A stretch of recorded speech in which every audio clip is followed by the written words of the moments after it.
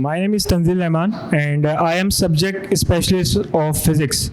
In last days we have discussed some topics. Here are some MCQs regarding the topics. So let's watch out. Light is a unit of.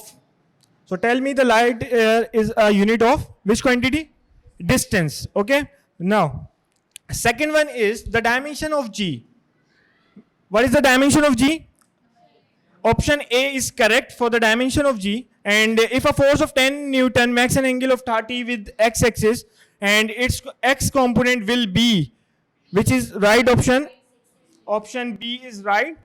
And the fourth one is if two forces of same magnitude F makes an angle 180, their resultant will be 0.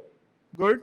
Now last one is if A dot B is equal to 0, and when A is not equal to 0 and B is also not equal to 0, then the vectors are parallel, opposite, perpendicular, or none of them?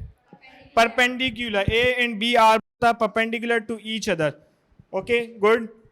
And if you want to prepare yourself for entry test, so join us at the English Center, Afandi Town campus.